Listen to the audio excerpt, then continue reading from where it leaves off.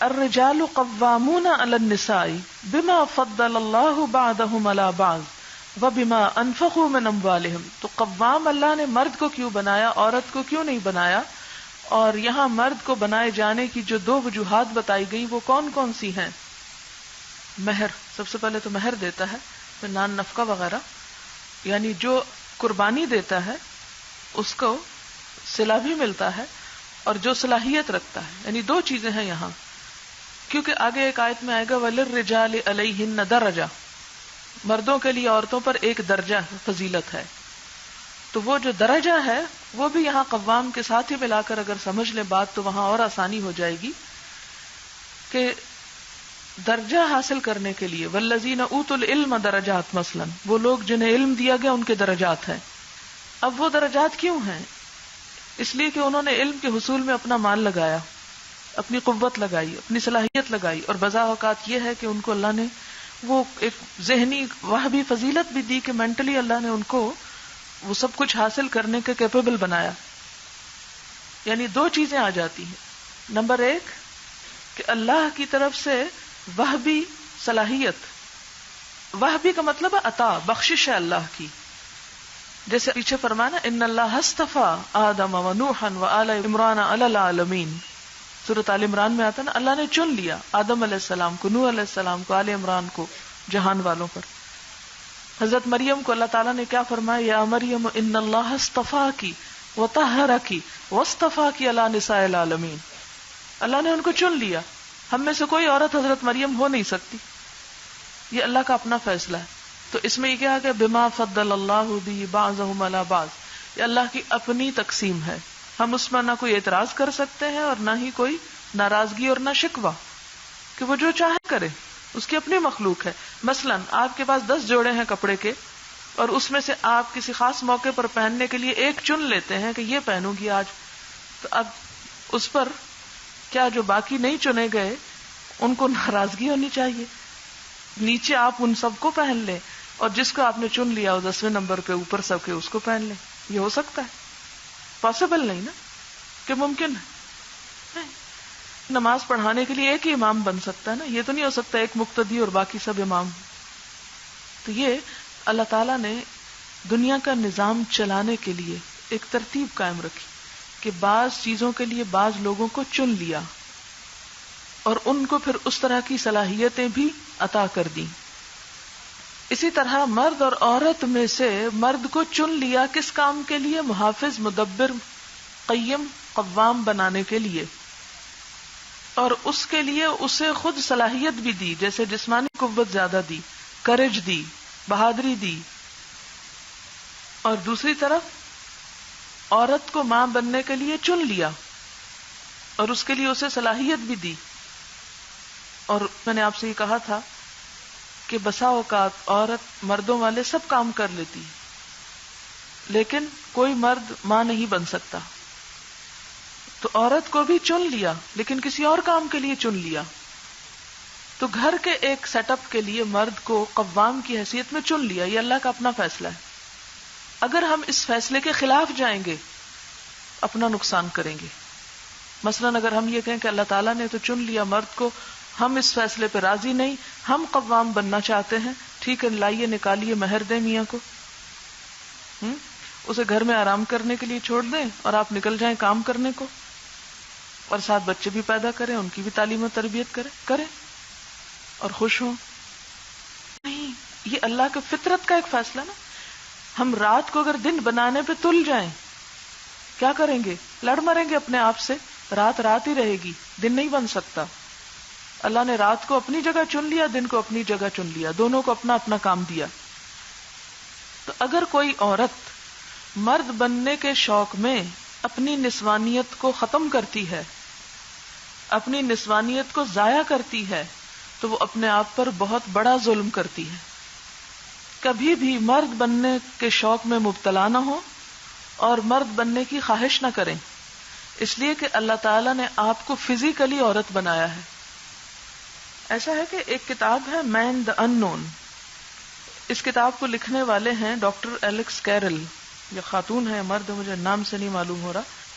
Alex کس کا مردوں کا نام ہوتا ہے عورتوں کا؟ جی جس معاشرے میں استعمال ہوتا ہے مرد کا نام. بہرحال اب یہ ہے کہ اس شخص کو نوبل پرائز ملا تھا، ایلیکس کیرل کو، اور اس کی کتاب کی وجہ سے ملا جو ہے مین دا ان نون، یعنی انسان ان نون، یعنی جس کے بارے میں انسان بہت کچھ جانتا ہی نہیں خود.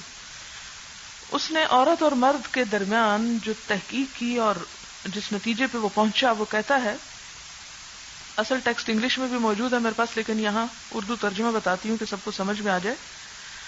وہ لکھتا ہے مرد اور عورت کے درمیان جو فرق پایا جاتا ہے وہ محض جنسی اعضاء کی خاص شکل، رحم کی موجودگی، حمل یا طریقہ تعلیم کی وجہ سے نہیں ہے، وہ اس سے زیادہ بنیادی نوعیت کے ہیں.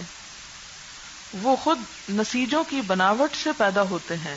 انسان کی جو نسیج ٹیشوز کی بناوٹ سے پیدا ہوتے ہیں، یعنی مرد اور عورت کی ٹیشوز کی بناوٹ فرق ہے، اور پورے نظام جسمانی میں خصوصی کیمیائی مادے یعنی کیمیکل مادے کے سرایت کرنے سے ہوتے ہیں جو کہ خصیت اور رحم سے نکلتے ہیں. یعنی عورت کے جو صنفی اعضاء ہیں ان کے اندر سے ایسی سیکریشنز ہوتی ہیں. ان بنیادی حقیقتوں سے بے خبری نے ترقی نسواں کے حامیوں کو اس عقیدے تک پہنچایا کہ دونوں صنفوں کے لیے ایک طرح کی تعلیم، ایک طرح کے اختیارات، ایک طرح کی ذمہ داریاں ہونی چاہیے. یعنی جو عورتوں کی آزادی کے قائل تھے انہوں نے کہا کہ عورت اور مرد کے درمیان فرق مٹا دینا چاہیے. اور کس طرح مٹائیں؟ ایک طرح کی ایجوکیشن دے کر. باعتبار حقیقت عورت نہایت گہرے طور پر مرد سے مختلف ہے. یعنی عورت صرف اپنی جسمانی شیپ کے اعتبار سے نہیں بلکہ بناوٹ کے اعتبار سے بھی مختلف ہے. عورت کے جسم کے ہر خلیے میں زنانہ پن کا اثر موجود ہوتا ہے. یعنی ہر جو سیل ہے عورت کا وہ اپنے سٹرکچر میں مختلف ہے مرد سے، اور اس کے اندر اس کا اثر موجود ہے عورت ہونا. یہی بات اس کے اعضاء کے بارے میں بھی درست ہے، اور سب سے بڑھ کر اس کے اعصابی نظام کے بارے میں. عضویاتی قوانین بھی اتنے ہی اٹل ہیں جتنے کہ فلکیاتی قوانین اٹل ہیں. یعنی جیسے باہر کی فزیکل دنیا میں اللہ تعالیٰ کے قوانین مختلف ہیں، اسی طرح جسم کے اندر بھی مختلف ہیں. ان کو انسانی خواہشوں سے بدلا نہیں جا سکتا. ہم مجبور ہیں کہ ان کو اسی طرح مانیں جیسے کہ وہ ہیں. عورتوں کو چاہیے کہ وہ اپنی صلاحیتوں میں خود کو اپنی فطرت کے مطابق ترقی دیں، یعنی جو وہ کر سکتی ہیں اس میں آگے بڑھیں. وہ مردوں کی نقل کرنے کی کوشش نہ کریں. تہذیب کی ترقی میں ان کا حصہ اس سے زیادہ ہے جتنا کہ مردوں کا ہے. یعنی وہ یہ نہ سوچے کہ انسانی ترقی میں ان کا حصہ کم ہے، بلکہ مردوں سے بھی زیادہ ہے.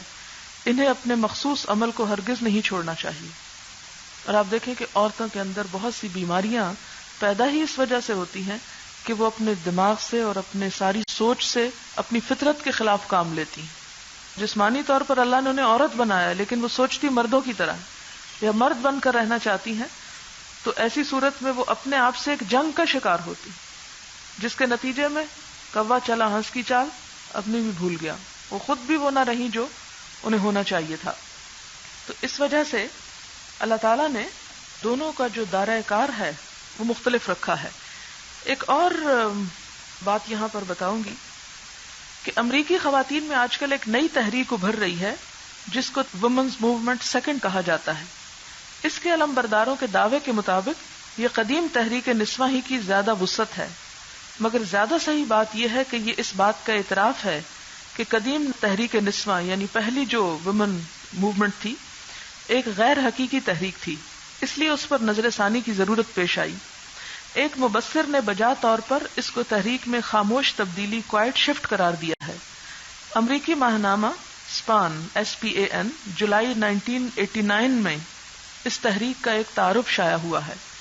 اس میں بتایا گیا ہے کہ موجودہ امریکہ کی عورتیں بدحالی کا شکار ہیں. کام کرنے والی عورتوں کی 2/3 تعداد $13,000 سالانہ سے کم کماتی ہے. 2/3 جو ورکنگ وومن ہیں ان کی کمائی کا ریشو کیا ہے؟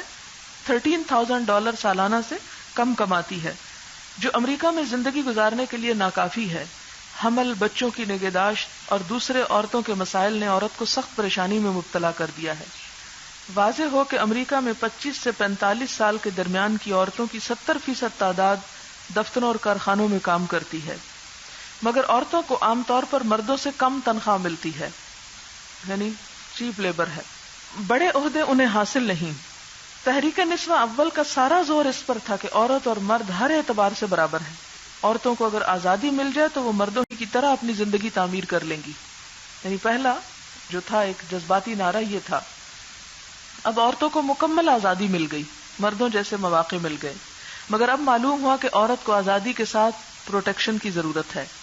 صرف اپنی ذاتی بنیاد پر وہ کھڑی نہیں ہو سکتی. تحریک نسواں دوم کی ایک خاتون لیڈر ٹار ویلم TARR ہے اور WHELAM, یہ ٹار وہلم بول رہے ہیں اس کو. اس نے کہا کہ یہ بات واضح ہے کہ عورتوں کے حقوق حاصل کرنے کے لیے اب ریاستیں ہی ہمارے لیے عمل کا مقام ہے. مغربی عورت نے پہلے برابری کا حق مانگا, اس کو برابری کا حق مل گیا. اب اس کو معلوم ہوا کہ صرف برابری کا حق کافی نہیں, اس کو اس کے ساتھ مزید سپورٹ چاہیے.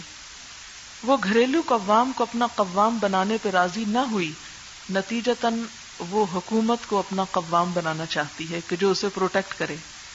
قوام کا معنی نا محافظ, تو اللہ نے ہر گھر میں ایک محافظ رکھ دیا. اس نے کہا کہ نہیں, ہم اسے اپنے سے بڑا نہیں مانتے, برابر مانیں گے. وہ برابر ہو گیا. اب یہ ہے کہ پھر بھی وہ کمزور ہے, یعنی جسمانی اعتبار سے. نتیجتاً وہ حکومت کو اپنا قوام بنانا چاہتی ہے کہ جو اسے پروٹیکٹ کرے. ایک اور امریکی خاتون لنڈا برٹن, اس نے اپنے خاندانی تجربات پر ایک کتاب لکھ کر شائع کی ہے جس کا نام ہے What's a smart woman like you doing at home, جس کا اردو ترجمہ ہے تمہارے جیسی ایک تیز عورت گھر پر رہ کر کیا کام کرتی ہے. مذکورہ خاتون کی کہانی کا خلاصہ ان کے لفظوں میں یہ ہے کہ میرا گھر پر کام کرنے کا کوئی ارادہ نہ تھا. میں ایک کمپنی میں پورے وقت کی ملازم تھی. 33 سال کی عمر میں میرے یہاں ایک لڑکا پیدا ہوا. اس کو سنبھالنے میں مجبوری کے طور پر مجھے اپنی ملازمت چھوڑنی پڑی, یہاں تک کہ میرے لیے معاشی مسائل پیدا ہو گئے, کیونکہ باپ تو عموماً ہوتا نہیں یا کہیں بھاگ چکا ہوتا ہے, اس لیے عورت کو خود ہی اپنے بچے کو سپورٹ کرنا ہوتا ہے. اور میں نے دوبارہ باہر کام کرنا شروع کر دیا. میں اپنے بچے کے لیے شام کا وقت اور ہفتے کی چھٹی کا دن دے سکتی تھی, مگر وہ کافی نہ تھا. اب میں نے اس کے لیے تحفظ اطفال کا ایک ادارہ تلاش کیا, مگر 1 مہینے کے بعد ہی اس کو ناقص سمجھ کر مجھے چھوڑ دینا پڑا. میں ملازمت ترک کر کے دوبارہ گھر پر رہنے لگی تاکہ بچے کی دیکھ بھال کر سکوں. میں 2 سال تک کسی زیادہ بہتر ادارے کی تلاش میں رہی, یہاں تک کہ میرے ہاں دوسرا بچہ پیدا ہو گیا. میں نے دوبارہ ایک ملازمت کر لی اور اپنے دونوں بچوں کو گھریلو قسم کے تحفظ اطفال کے ادارے میں ڈال دیا. تحفظ اطفال سے مراد ڈے کیئر سینٹر سمجھے.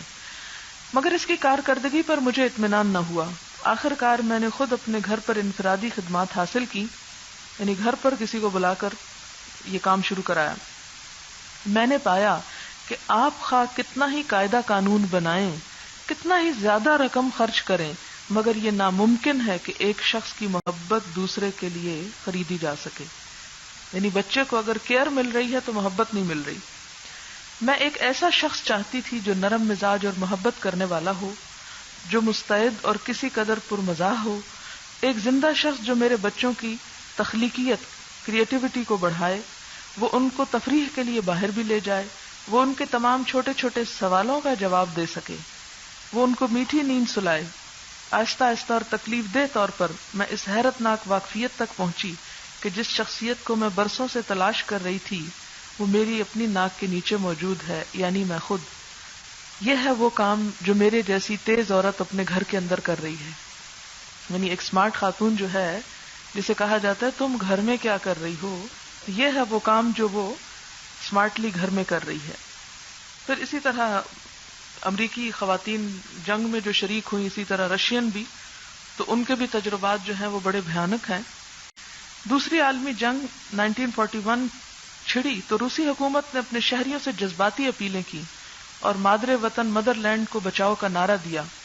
اس سے متاثر ہو کر روسی نوجوان فوج میں بھرتی ہوئے. ان میں 8 لاکھ عورتیں بھی تھیں جن کی عمر 15-16 سال کے درمیان تھی. یعنی وہ جذباتی اپیل پر وہ بھی ساتھ شامل ہو گئی فوج میں. پھر کیا ہوا کہ اس میں ایک خاتون مصنف نے 4 سال تحقیق کی, 100 شہروں کا سفر کیا اور 200 شریک ہونے والی عورتوں کا انٹرویو لیا. یعنی جن عورتوں نے مردوں کے ساتھ جنگ میں حصہ لیا ان پہ کیا گزری یا ان کا کیا ایکسپیرینس ہے. یہ کتاب مذکورہ عورتوں کے بارے میں بہت سبق آموز معلومات پیش کرتی ہے. مثلا کتاب میں بتایا گیا کہ جنگ کے بعد اکثر عورتوں نے اس حقیقت کو چھپانا شروع کر دیا کہ وہ جنگ میں شریک ہوئی تھی، یعنی اس پر شرمندہ تھیں. ہم نے چاہا کہ دوبارہ عام لڑکیوں کی طرح ہو جائیں شادی کے قابل لڑکیاں، یعنی جو ان پہ گزرا ان کے لیے بہت شرمناک تھا اور اسے وہ چھپانا چاہتی تھی. کتاب کی مصنف جنگ میں شریک ہونے والی ایک تعلیم یافتہ خاتون سے ملی جن کا نام ویرا سفر مونا ڈوڈا، یہ ان کے نام جو ہے نا وہ بہت مشکل سے ہیں، رشین نیم ہے. انہوں نے جو باتیں کہی ان میں سے ایک بات کتاب کے بیان کے مطابق یہ تھی کہ وہ یقین رکھتی ہیں کہ جنگ میں عورتوں کا رد عمل مکمل طور پر مردوں سے مختلف تھا. مردوں کا فیصلہ کسی تجربے کے بارے میں زیادہ وقتی اور مبنی بر حقیقت ہوتا، جبکہ عورتیں بہت زیادہ جذباتی انداز میں اپنا رد عمل ظاہر کرتی. یعنی ظاہر ہے کہ کسی کی موت ہو تو چیخ پکار اور شور ہنگامہ. موجودہ زمانے میں عورتوں کی فطرت اور ان کی پیدائشی صلاحیت کے بارے میں کثرت سے تحقیق کی گئی ہے اور عورتوں کی صنف کو خالص سائنسی اعتبار سے سمجھنے کی کوشش کی گئی ہے، اور اس میں جو نتیجہ نکلا وہ یہ کہ عورت مرد کے مقابلے میں زیادہ ایموشنل واقع ہوئی ہے اور اس کو ایسے فیلڈ میں کام نہیں کرنے چاہیے کہ جہاں وہ ٹھنڈے ذہن کے ساتھ فیصلہ کرنے کی صلاحیت نہ رکھتی ہو. پھر اسی طرح اور بھی بہت ساری چیزیں ہیں. تو یہ جو خاتون جس نے جنگ کے بارے میں تحقیقات کی ہیں، اس کی کتاب کا نام جو ہے وارز ان وومنلی فیس، پروگریس پبلشرز ماسکو کی چھپی ہوئی ہے، اور خاتون کا نام ہے، اسپیلنگ بول دیتی ہوں،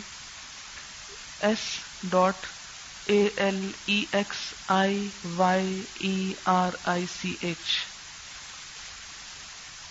تو یہ جو بما فضل اللہ بہ بعضهم علی بعض ہے، اس میں بھی یہ چیز آ جاتی ہے کہ مرد کو جو اللہ نے قوت دی ہے وہ گھر کے نظام کو چلانے کے لیے بھی اور میدان جنگ اور دوسرے بہت سے ایسے مواقع جہاں پر عورت صحیح طور پر اپنا رول ادا نہیں کر سکتی. اور دوسری وجہ کیا بتائی گی؟ وَبِمَا أَنفَقُوا مِنْ أَمْوَالِهِمْ، کہ وہ اپنے مالوں میں سے خرچ کرتے ہیں. کون؟ مرد حضرات. تو سیکریفائس، قربانی. تو کسی بھی ذمہ داری کو نبھانے کے لیے دو بنیادی خصوصیات کا پتہ چل رہا ہے. اب یہ تو ایک خاندانی سیٹ اپ کے لیے نا، ویسے بھی اس سے ہمیں عام روزمرہ زندگی کے لیے بھی سبق سیکھنا ہے. نمبر 1 اہلیت، کہ جب تک آپ اہل نہیں اس وقت تک خواہ آپ کی خواہشات اور تمنائیں ہیں کتنی ہی اونچی کیوں نہ ہوں، آپ وہ کام نہیں کر سکتے. نمبر 1 صلاحیت، اہلیت، اور نمبر 2 قربانی. صلاحیت کے ساتھ جب تک آپ کے اندر قربانی کا جذبہ نہ ہو، جو اللہ نے آپ کو دیا ہے آپ اسے دینا نہ جانتے ہوں یا بے لوث طریقے سے نہ دے سکتے ہوں، بغیر احسان جتائے اسے نہ آگے پہنچا سکتے ہوں، تو اس وقت تک آپ یہ کام کر نہیں سکتے. کہتے ہیں نا صلاحی سر نگوں ہو کر بھرا کرتی ہے پیمانہ. تو یہ بھی قربانی ہی کی ایک شکل ہے. دانا خاک میں مل کر گل و گلزار ہوتا ہے، اپنا وجود کھو دیتا ہے، پھر جا کر وہ پھل پھول لاتا ہے. تو جب تک قربانی کا جذبہ نہ ہو اس وقت تک کوئی بڑا کام کیا نہیں جا سکتا. دوسری طرف عورت کا رول کیا بتایا گیا؟ فالصالحات قانتات، نیک عورتیں تابعدار، فرمانبردار. اور قنوت کا کیا معنی ہے؟ دوام اطاعت. یہ نہیں کہ موڈ کی اطاعت، کہ جب دل چاہا بات مان لی اور جب دل نہ چاہا نہ مانی. اس کا یہ مطلب نہیں کہ انسان اپنی عقل سمجھ اور کوئی بات استعمال نہ کرے اور صرف ایک اندھے بہرے گونگے انسان کی طرح دوسرے کے اشارے پر کام کرے. اس میں پھر وہ بات ساتھ ہی آ جاتی ہے کہ اطاعت معروف میں ہوتی ہے. معروف کا کیا معنی ہے؟ جو عقلاً اور شرعاً درست ہو. اور دوسری طرف اطاعت کے لیے دوسری شرط کیا ہوتی ہے کہ لا طاعت لمخلوق فی معصیت الخالق. کسی مخلوق کی اطاعت جائز نہیں. کہاں؟ خالق کی نافرمانی میں. جہاں اللہ تعالیٰ کی نافرمانی ہو رہی ہو وہاں مخلوق کی بات نہیں مانی جائے گی. فالصالحات قانتات، صالحات اللہ کی پسندیدہ بندیاں کون ہیں؟ جو فرما بردار ہوتی ہیں، اللہ کی ہوں گی تو صالحات کہلائیں گی، اور پھر اللہ کے حکم سے شوہروں کی. حافظات، دوسری اہم خصوصیت، حفاظت کرنے والیاں. کس چیز کی حفاظت؟ للغیبی، غیب کی، یعنی غیب کے ساتھ کیا مراد ہے؟ شوہر کی غیر موجودگی میں غائبانہ طور پر دو چیزوں کی حفاظت، مال کی، عزت و عصمت کی، شوہر کے رازوں کی. بما حفظ اللہ، بوجہ اس کے جو اللہ نے حفاظت کی. کس کی؟ ان کے حقوق کی، عورتوں کے حقوق کی حفاظت کی. اور اسی طرح جن چیزوں کی حفاظت کا اللہ نے حکم دیا ایک طرح سے، وہ سب چیزیں یہاں شامل ہیں. یعنی شوہر اور والدین سے حق لے کر دیے. حفظ اللہ، یہ حقوق اللہ نے دلوائے نا، ورنہ عورت اگر جسمانی اعتبار سے کمزور تھی تو اس کو دبا لیا جاتا، اور جہاں اللہ کا حکم نہیں مانا جاتا وہاں عورت کو حق مل سکتا ہی نہیں، نہ والدین سے اور نہ ہی شوہر سے اور نہ ہی معاشرے سے، پھر باقی حصوں میں بھی. واللاتی تخافون نشوزہن، اور وہ عورتیں کہ جن کی سرکشی کا تمہیں ڈر ہو، خطرہ ہو. نشوز کیا ہے؟ نشزہ کس کو کہتے ہیں؟ نون شین زے. نشوز کا لفظی معنی ہوتا ہے اوپر کو اٹھنا. کیف ننشزھا، کیسے اٹھاتے ہیں ہم اس کو؟ بد دماغی کرنا، نافرمانی کرنا، تکبر کرنا، سرکشی کرنا، شوہر کے مقابلے میں بد زبانی کرنا، شوہر کی بات نہ ماننا، اس کی بے عزتی کرنا، اس کے خاص حق کو دینے سے انکار کرنا، یہ سب چیزیں نشوز میں آ جاتی ہیں. شوہر کے خاص حق کی بات کو سمجھ رہی ہے نا، کہ اس کی طرف بھی یہاں اشارہ ہے. یعنی ایک تو اس کے عام حق ہے نا، لیکن ایک اس کا خاص حق ہے جو اسی کا ہے، کسی اور کا نہیں. تو جو اس حق سے انکار کرے، اور جیسا کہ حدیث میں بھی آتا ہے کہ اس عورت پر فرشتے بھی لعنت کرتے رہتے ہیں کہ جو جان بوجھ کر بغیر کسی عذر اور وجہ کے شوہر کو حق نہیں دیتی، تو یہ نشوز میں آتا ہے. تو ظاہر ہے کہ ایک شخص نے شادی کی ہے اور اگر عورت اس کی کوئی بات ہی نہیں مانتی اور اس کے ساتھ بدتمیزی اور بد اخلاقی کا معاملہ کرتی ہے اور اس کو اس کا حق ہی نہیں دیتی، کیونکہ اس مرد کے اندر وہ خواہش اللہ نے رکھی ہے، اس مرد کی تخلیق اللہ نے ایسی کی ہے. یعنی بعض اوقات خواتین جو ہے اس بات کو بہت برا مناتی ہے، ہم کیوں ہر وقت اس کی بات مانیں، یعنی وہ ایسی ڈیمانڈ کیوں کرتا ہے. یا بعض اوقات ایسے برے کانسیپٹس بچیوں کے ذہن میں ڈال دیے جاتے ہیں کہ شوہر کا ایسا کوئی مطالبہ کرنا ایک انہیں ظلم نظر آتا ہے. تو یہاں بھی آپ یاد رکھیں کہ شوہر کی جو جسمانی تخلیق ہے وہ بھی اللہ نے کی، اور اس کے اندر یہ جو جذبات رکھے وہ بھی اللہ نے رکھے. یعنی جس طرح کسی انسان کے اندر بھوک پیاس ہے، اسی طرح اس چیز کی بھی ایک طلب جو ہے وہ اللہ کی طرف سے ہے اس کے اندر، اور اس کا یہ مطالبہ جو ہے کوئی ظالمانہ مطالبہ نہیں ہے، اور اس کا بھی یہاں پر ذکر ہے. اور پھر اس کا حق اسے نہ دینا اور عورت کا کسی اور مرد کی طرف مائل ہو جانا، یہ سب کچھ اس میں آ جاتا ہے. واللاتی تخافون نشوزہن، تو جو عورتیں گھر کے نظام کو اپنی سرکشی، بد دماغی، تکبر اور بد اخلاقی کی وجہ سے بگاڑنے کی کوشش کریں تو پھر اس کی اصلاح بڑی ضروری ہے. اور وہ اصلاح کیا؟ فَعِظُوهُنَّ، پہلے تو انہیں سمجھایا جائے. اور سمجھانے کا بھی میں نے بتایا تھا کہ وعظ میں کیا چیزیں آتی ہیں، اللہ کا خوف دلانا، تلقین کرنا، نرمی سے بات کرنا، وہ سب چیزیں. وَاهْجُرُوهُنَّ، دوسرے نمبر پر اگر سمجھتی نہیں تو پھر شوہر جو بے رخی اختیار کر لے، بات چیت بند کر دے. اور پھر اس کے لیے بھی کیا آتا ہے؟ لا تہجر الا فی البیت، گھر سے نہ چلا جائے، گھر میں ہی رہے. یا اسی طرح عورت کو گھر سے نہ نکالے، گھر میں ہی عورت بھی رہے اور مرد بھی رہے، لیکن اپنی بے رخی کے رویے سے عورت کو سمجھانے کی کوشش کرے کہ گھر کی زندگی کے لیے نقصان دہ ہے تمہارا یہ رویہ. اگر پھر وہ نہیں مانتی تو پھر کیا ہے؟ وَاضْرِبُوهُنَّ، تیسرے درجے پر. اور مارنا کیا ہے؟ تو کھالو دھیڑنا نہیں کہا گیا، بلکہ ایک مسواک کی طرح کسی بھی چیز سے، یعنی مراد اس سے یہ کہ سختی، تھوڑی سی فزیکل، یعنی کندھا پکڑ کے جھنجھوڑ دینا جیسے کسی شخص کو، یعنی بسا اوقات آپ دیکھیں کہ آپ کسی سے ایک بات کہتے ہیں، 2 3 کوئی نہیں مانتا، تو پھر آپ کیا کہتے ہیں کہ اس کو ہوش میں لانے کے لیے تھوڑا جھنجھوڑ دیتے ہیں. اب آپ دیکھیں وَاضْرِبُوهُنَّ میں مرد کو اجازت دی گئی. بہت سے لوگ کہتے ہیں عورت کو کیوں نہیں اجازت دی گئی کہ اگر شوہر ایک مطالبہ اس کا پورا نہیں کر رہا یا بات نہیں مان رہا یا اس کی ضروریات نہیں، مثلا مہر نہیں دے رہا یا اس کا نان نفقہ نہیں دیتا. بعض مرد ایسے ظالم بھی ہوتے ہیں کہ اپنے فرائض پورے نہیں کرتے، تو اس موقع پر کیا عورت کو بھی حق پہنچتا ہے کہ وہ بھی اس کا کندھا جھنجھوڑ دے؟ کہیں ایسا نہ ہو جھنجھوڑتے جھنجھوڑتے جوڑ اکھڑ دے اس کے اپنے ہاتھ کا، اور اگر لگائے گی تو زیادہ کھائے گی. اس لیے عورت کو منع کر دیا گیا کہ وہ اس طریقے سے اپنا حق نہ لے. اس کے لیے اگلا حصہ ہے فَإِنْ أَطَاعْنَكُمْ، پھر اگر وہ تمہاری بات مان لیں، فَلَا تَبْغُوا عَلَيْهِنَّ سَبِيلًا. اچھا آپ یہاں پر دیکھیں کہ بہت سے لوگ کہتے ہیں کہ یوں لگتا ہے کہ اسلام سارے حقوق مردوں کو دے رہا ہے اور عورتوں کو سمجھائیں اور عورتوں کے ساتھ بے رخی کریں اور عورتوں کے ساتھ یہ معاملہ کریں.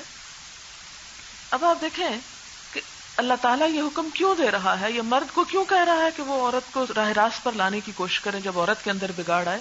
کیونکہ اگر عورت راہ راست پر نہیں آئے گی اور مرد کو اس میں سے کوئی بھی طریقہ اختیار کرنے کی اجازت نہ دی جاتی تو پھر دوسرا راستہ کیا تھا کہ مرد جائے اور ایک اور شادی کر لے، یا اگر شادی نہیں کر سکتا تو کسی اور عورت سے دوستی کر لے. تو اس سے کتنا معاشرے میں بگاڑ پھیل سکتا ہے. پھر اگر دونوں کے باہم تعلق میں کوئی بھی زیادتی کرتا ہے، فرمایا ان اللہ کان علیٰ کبیرا، یاد رکھو اللہ تم سے بھی بڑا اور بلند ہے، وہ تم سے نبٹ لے گا. وَإِنْ خِفْتُمْ شِقَاقَ بَيْنِهِمَا، اب یہاں پر یہ کہ دونوں آپس میں طے نہیں کر سکتے معاملہ اور ڈر ہے کہ تعلق ختم ہو جائے گا.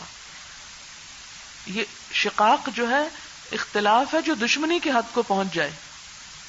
شقاق شق سے ہے، شاک گزرنے والی چیز، ایسا اختلاف جو سلجھایا نہ جا سکے. یعنی دونوں کے درمیان اتنی نفرت ہو گئی ہے، اتنی سختی ہو گئی ہے ایک دوسرے کے لیے کہ آپس میں وہ کسی نتیجے میں پہنچتے نہیں اور بات شروع ہونے سے پہلے ہی جھگڑا شروع ہو جاتا ہے. بعض اوقات یہ ہوتا ہے نا کہ ایک اگر فَإِذُوهُنَّ ہی کرنا شروع کرتا ہے، سمجھانے ہی لگتا ہے، تو دوسری طرف سے کوئی سننے کو تیار ہی نہیں اور شدید قسم کا اختلاف ہو گیا ہے. تو پھر کیا کریں؟ اور ویسے بھی میں نے بتایا تھا نا کہ جب انسان جھگڑے کی کیفیت میں ہوتا ہے تو ایک تو اسے اپنی غلطی نظر نہیں آتی، دوسرا یہ ہے کہ اس کے اندر وہ اتنا مینٹلی اور فزیکلی ویک اپنے آپ کو فیل کرتا ہے. آپ دیکھیں کہ جب آپ تھکے ہوئے ہوتے ہیں نا تو کوئی آپ ڈیسیژن لینے کے قابل نہیں ہوتے، ہوتا نا ایسے. تو لڑ کے دونوں کے اندر کسی فیصلے تک پہنچنے کی صلاحیت ختم ہو جاتی. اس موقع پر پھر کیا حکم دیا گیا کہ اب کیا کرو؟ دونوں طرف سے ایک ایک حکم مقرر کر لو. اگر وہ دونوں اصلاح چاہیں تو اللہ ان کے درمیان موافقت پیدا کر دے گا، اللہ ان دونوں کے درمیان حالات اچھے کر دے گا. کیونکہ بعض اوقات انسان جذبات میں آ کے غصے کا اظہار کرتا ہے اور تھوڑی دیر کے بعد خود ہی پچھتانے لگتا ہے. پھر انسان خود سے شرمندہ ہوتا ہے اور کہتا ہے میں اب جا کے کیسے کہوں، کوئی اور ہو جس کے ذریعے سے میسج بھجوایا جائے. تو اس موقع پہ کہا کہ ٹھیک ہے، اب اگر تم خود نہیں سالو کر سکتے تو کسی اور کے ذریعے حالات کو درست کرو. ان اللہ کان علیما خبیرا، بے شک اللہ تعالیٰ ہے علم والا، خبر والا، جس نے اپنے علم اور تجربے کی بنیاد پر. خبیر میں تجربہ کار ہونے کا معنی بھی آتا ہے، ماہر کا معنی. یعنی باخبر جب ہم ترجمہ کرتے ہیں نا تو وہ بس ایک ایسے صحیح ترجمہ ہوتا ہے جس میں اصل روح نہیں آتی. خبیر میں مہارت کی بات ہے، بہت ہی زبردست ماہر ہے، وہ ان سارے معاملات کو بہت اچھی طرح سمجھتا ہے. جیسے کسی بھی بیماری کی شکل میں آپ کس سے توجہ کرتے ہیں؟ تجربہ کار سے، اور اچھا پڑھا لکھا جاننے والا. فرمایا کہ جس نے یہ ریمیڈی سجیسٹ کی ہے وہ کوئی ایسا سا نہیں کہ جسے کسی ایک سے دشمنی ہو، کو عورتوں سے دشمنی تھی تو اس لیے ایسی ریمیڈی تجویز کی. عورت بھی اسی کی تخلیق ہے اور مرد بھی اسی کا پیدا کیا ہوا ہے. لہذا اس کی بات مانو، اس کی طرف توجہ کرو، اس کی سنو، اور اسی کی سمجھنے میں اور اسی کی مان لینے میں تمہارا بھلا ہے.